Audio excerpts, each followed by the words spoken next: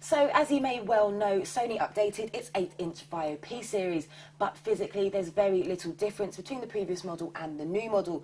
So they still share the same pocket size dimensions, it's still unique, very beautiful and very, very covetable. It's still got the same lightweight screen size and screen resolution, but the new additions to the Vaio P include a touch-sensitive thumb pad on the left of the bezel and some mouse buttons on the right, or the other way, depending on what way you're looking at it. Two very much welcome features, providing a nice alternative to the central and very rough feeling control in the middle. They've still got the mouse keys at the bottom as well, should you want an alternative method, although they do require a bit of a hard push in order to register a press.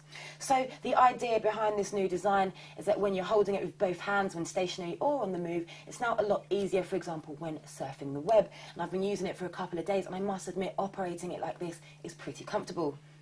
When flat, I found it quite comfortable to type on. It's quite similar to Apple's keyboard with the flat keys, although when using it on my lap in certain positions meant I had to do claw-style typing, and using it with one hand and typing with the other also felt a bit awkward. But as long as it's flat, you should be okay.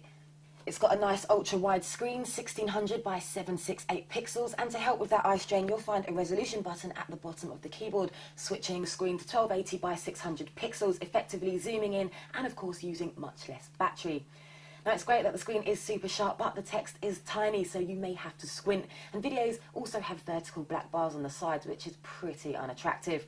And while there's a zoom tool on the keyboard, you get a much better reading experience switching to the lower screen resolution, although this does take away that high-class quality that the Vaio P exudes so well.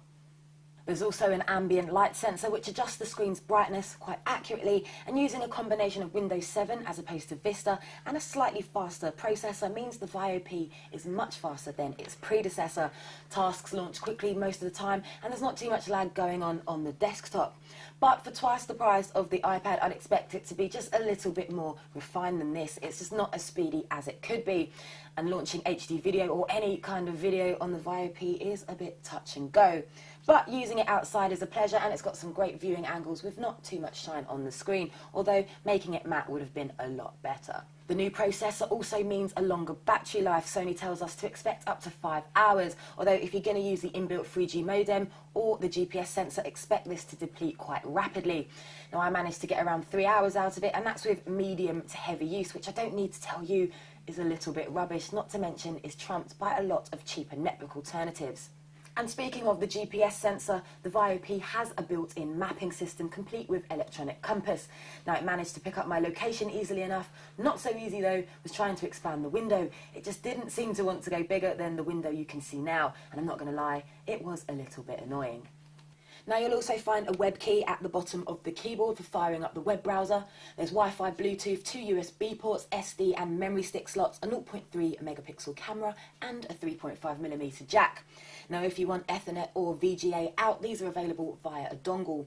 And there's speakers as well, but I don't even know why I mentioned them because they're pretty rubbish, so plugging in some external speakers or your headphones is a must. But probably the most striking feature of the Vaio P series has to be the alarmingly bright colours that it now comes in, including a very bright pink and orange and this neon green, which could probably be used to bring in a plane.